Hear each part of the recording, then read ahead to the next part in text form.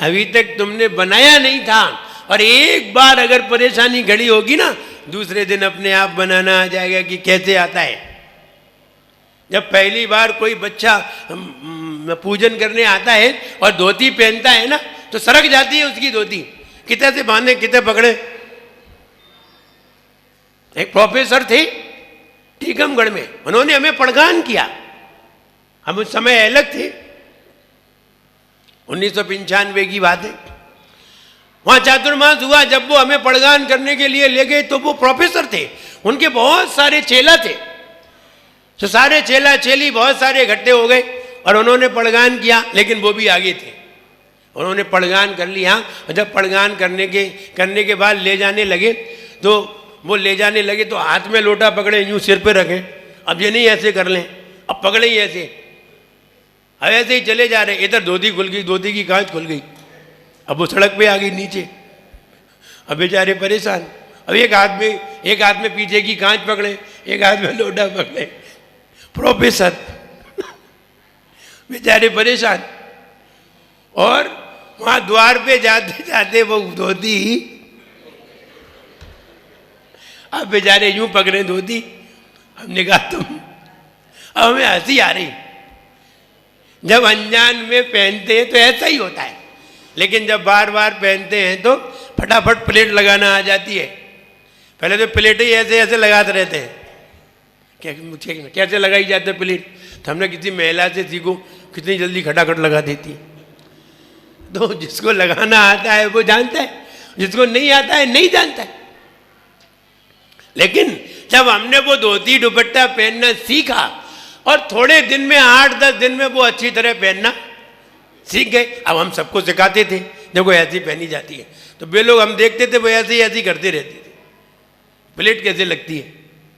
तो जो सीख जाते हैं, पहले तो अभ्यास ही करना पड़ता है, पहले तो प्रयास ही करना पड़ता है, चाहे हम पूजा करें चाहे कुछ करें। इसलिए होनी भी है और अनहोनी भी है। होनी क्या है? अनचाहे और मन चाहे। मन चाहे मिले तो तकदीर होती है, मन चाहे मिले, और अनचाहे मिले तो तस्वीर होती है, फिर तकदीर नहीं होती। चाहा तो कुछ और था, मिला कुछ और। चाहते थे अब की बार पुत्र हो जाए, हो गई पुत्री। तो मन चाहिए है कि अनचाही? अनचाही, ये किस्मत है। अनचाही मिले तो किस्मत, और मन चाही मिले तो तकदीर है। तुमने चाहा हमारे पास एक मकान हो, मिल गया। तुमने चाहा हमें नौकरी मिल जाए, मिल गई, तो तकदीर है। तुमने चाहा और मिली नहीं, तो तुमने चाहा और मिली नहीं तो तकदीर है, और तुमने चाहा और मिल गई तो तस्वीर है। हम चित्र बनाने के लिए चले, जैसा हमने चाहा वैसा चित्र बना तो तस्वीर बनेगी, और तुमने जैसा चाहा वैसा नहीं बना तो तुम्हारी तकदीर बनेगी। इसलिए हम चाहते तो बहुत कुछ है कि आज हमने इच्छा की और पूरी जिंदगी निकल जाती है, लेकिन कभी भी इच्छा पूरी, ऐसा भी होता है।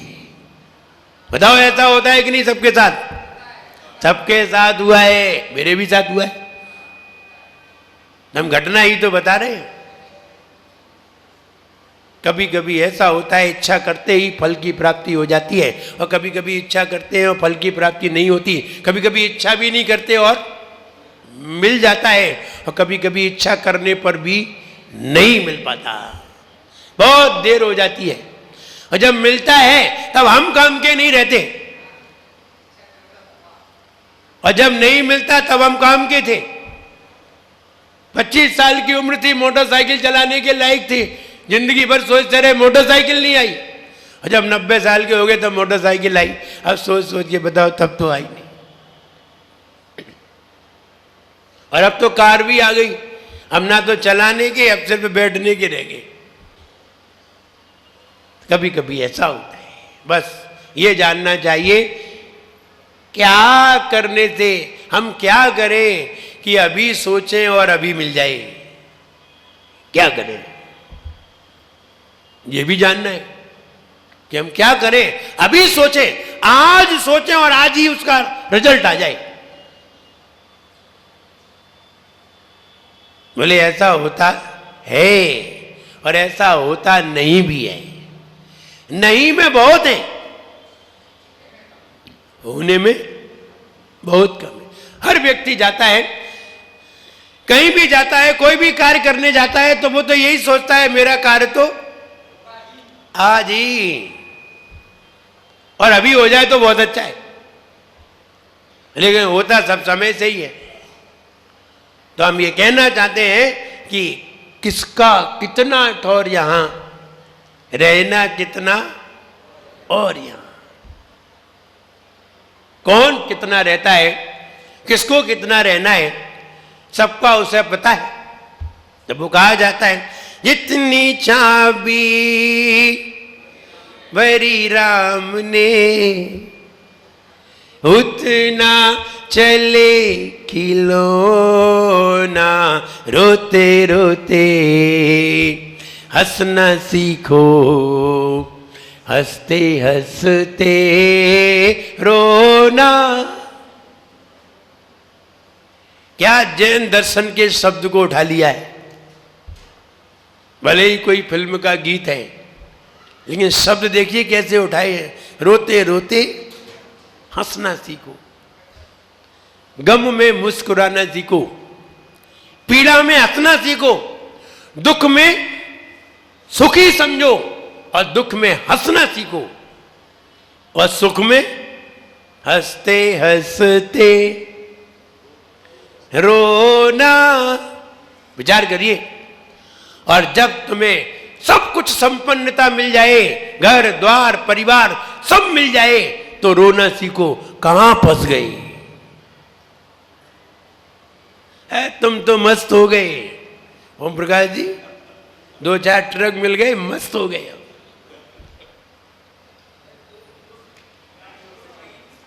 हंसते हंसते रोना सीखो। जिसे सब कुछ मिला है और रोया है, जिसे बहुत सारा मिलने पर रोया है, उसको उसने सब कुछ दिया है। और बताओ और क्या चाहिए? तू इतने पे रो रहा है। भरत चक्रवर्ती रो रहे थे, 6 खंड के अधिपति थे, पूरे राजाओं के राजा थे, महाराजा थे, और सारा विश्व उनका था, सारी दुनिया की संपदा उनकी थी। 96,000 रानी थी, इतना बढ़िया भोग करते थे, 14,000 देव सेवा करते थे और हुकुम आका कह के पुकारते थे। ऐसा चक्रवर्ती भी ऐसे महल में खड़ा होकर के रोता था। कहां फंस गए? तो आदिनाथ भगवान ने पूछा, आप काहे को रो रहे हो? सारी दुनिया की संपदा तो मिल गई, फिर भी रो रहे हो? बोले फिर भी बड़ा दुख होता है। कहा संसार में फंस गए हैं। बोले और ज्यादा चाहिए? बोले हाँ, चल छोड़ दे सब, तुझे और ज्यादा दिलाते हैं। और सारा छोड़ करके बैठे। अभी तक तो लिमिटेड थे, अब अनलिमिटेड हो गए। फटाक से केवल ज्ञान हुआ, क्योंकि तुम सुख में रोए, दुख में नहीं, सुख में रोए। और सुख में रोया है, उसे उसने और ज्यादा दिया है। और दुख में रोया है तो दुख का निवारण किया है, दुख का निवारण किया है। अगर दुख में कोई भगवान के पास जाके रोता है, तो ऐसा नहीं है कि भगवान दुखी की पीड़ा दूर नहीं करते, करते हैं, लेकिन वो ये जानते हैं, ये समझते हैं आखिर ये चाहता क्या है, क्या चाहता है। भाई ये बताइए, आप भूखे हैं, 3 दिन के भूखे हैं, 4 दिन के भूखे हैं, भगवान के पास खड़े होकर के रोए, तो भगवान क्या जानते नहीं है तुम काहे के लिए रो रहे हो? जानते नहीं है? जानते हैं। तुम्हारे बच्चे की शादी नहीं हो रही, तुम बड़े चिंतित हो, तो क्या भगवान जानते नहीं है तुम काहे के लिए चिंतित हो? सब जानते हैं। और जानते हैं, और तुम भगवान की सेवा कर रहे हो तो भगवान जानते हैं तो तुम्हारी चल जा तेरा दुख दूर हो। लेकिन जिस व्यक्ति के पास सब कुछ हो और फिर रोए तो चिंता जानने का कारण विचित्र होता है। अब भगवान भी चिंता में पड़ जाती है। 6 खंड का अधिपति बना दिया, इतना सारा वैभव दे दिया, क्या रह गया इसके पास? कौन सी चीज की कमी रहेगी? फिर भी रो रहा है। और जब वो रोया तो भगवान ने ज्ञान लगाया, ये क्यों रो रहा है?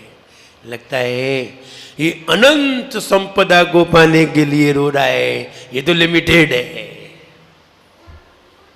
ये 6 खंड का अधिपति नहीं, ये तीनों लोक का अधिपति होना चाहता है। इसका दिमाग ही बहुत तेज है, और जिसका जैसा दिमाग होता है वो वहीं पहुंचता है, और जिसका दिमाग नहीं होता वो अपने घर में ही ठीक रह ले, वही ठीक है। इसलिए जिसका दिमाग तेज होता है वो उतनी ही बड़ी वस्तु मांगना चाहता है। अब भरत चक्रवर्ती ने तीनों लोक के अधिपति बनने की इच्छा जाहिर की। 6 खंड के तो हो गए, कोई 1 खंड के, कोई 3 खंड के, हम 6 खंड के। अब आप तीनों लोक के अधिपति हैं, इसलिए दुख हो रहा है कि हम तीनों लोक के अधिपति क्यों नहीं हैं।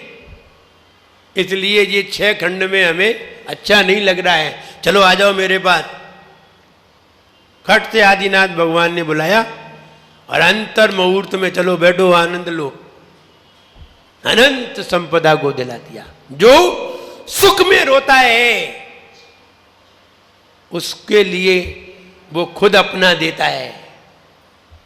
जो सुख संपदा मिलने पर रोता है, भगवान उसकी आराधना में रोता है, उसके चरणों में खड़ा होकर के रोता है, सुख में वो फिर उसे अपना देता है, ले मेरा ले जा। और जो दुख में रोता है उसको चंद चीज दे करके भगा देता है, जा। तुम जैसे बेवकूफ बहुत आते हैं। कोई खिलौना मांगने आता है, कोई धन मांगने आता है, कोई मकान मांगने आता है, कोई घर में शांति मांगने आता है, जाओ जाओ हो जाए। ये तो चपरासियों के काम थे, तुम हमसे करवा रहे हो। भगवान भी क्या सोचेंगे? ये तो हमारे चपरासी ही निपटा देते। ऊपर जो व्यंतर देव हैं, इतने सारे जो सम्यक दृष्टि देव हमने खड़े कर दिए हैं, तो उनसे ही कह देते भाई घर में सब भर जाते।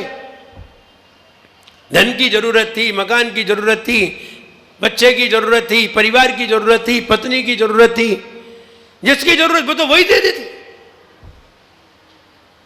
एक तरफ हमने धर्मेंद्र खड़े कर दिए, एक तरफ पद्मावती खड़ी कर दी है, इतने सारे 24 यक्ष खड़े कर दिए, 24 यक्षिणी खड़ी कर दिए। अरे यही तुम्हारा घर भर देंगे, तो हमारे पास काहे को आए थे?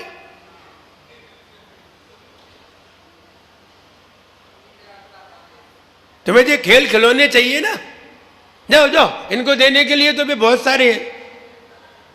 48 तो हमने वैसे ही खड़े कर दिए, 24 यक्ष, 24 यक्षिणी, और उसके अलावा भी बहुत सारे हैं। ये तो 48 तो परमानेंट है, इसके अलावा बहुत सारे हैं। किसी भी तुम देश में खड़े हो जाना, उनका नाम लेना, वो आ जाएंगे और तुम्हारा घर भर जाएंगे। और जब इच्छाएं बरकरार नहीं रहती तो फिर वो खाने की इच्छा भी हट जाती है। कई इच्छाएं ऐसी होती हैं जो पूरी हो जाती हैं, कई इच्छाएं ऐसी होती हैं अधूरी रह जाती हैं, कई इच्छाएं ऐसी होती हैं आधी पूरी होती हैं, आधी पूरी नहीं होती। कब इच्छाएं पूरी होती हैं, कब इच्छाएं अधूरी रह जाती हैं, आपको हम बाद में बताने का प्रयास करेंगे। क्या करते हैं, आज इच्छा करें आज ही पूरी, ऐसा कैसे हो सकता है? ऐसा भी हो सकता है।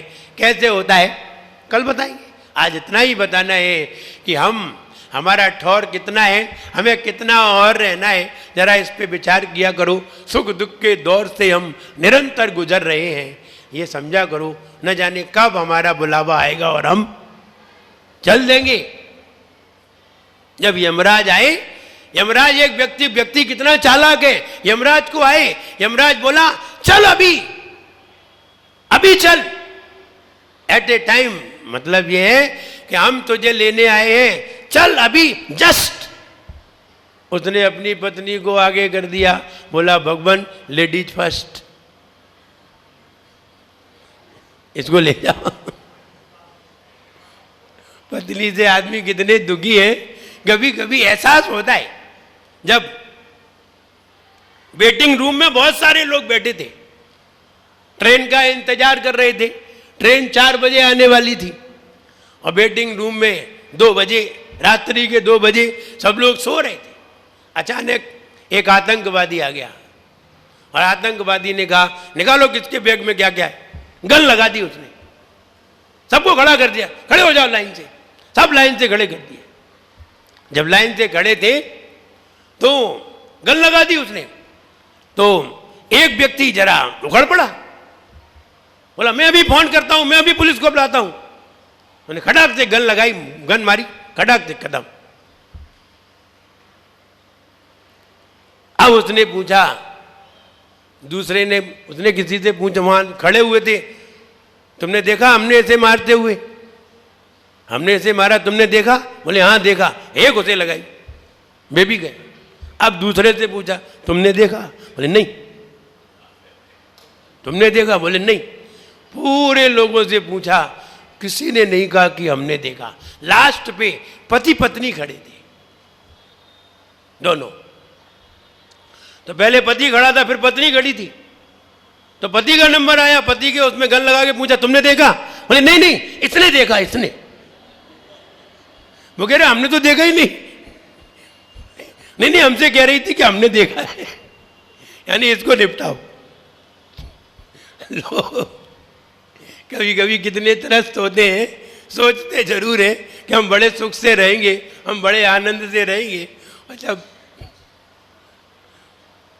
जब उस चंगुल में फंसते हैं तब पता चलता है कि क्या का आनंद, कैसा आनंद, किसका कितना दौर, यहाँ रहना कितना, और यहाँ सुख दुखों का दौर। यहाँ इस सुख दुख के दौर में हम कितना रहते हैं, कितनी हमारी उम्र है, हम ये निश्चित करें, हम समझें और समझ करके अपने जीवन को आगे बढ़ाने का प्रयास करें, जीवन में सुखी बनने का प्रयास करें। ऐसा काम करें कि आप आज सोचें और आज ही आपकी इच्छा पूरी हो जाए। कोई ऐसा ही तरीका बताएं, हाँ कल बताएंगे। जय बोले परम पूज्य आचार्य गुरुवर श्री विराट सागर जी गुरुदेव की।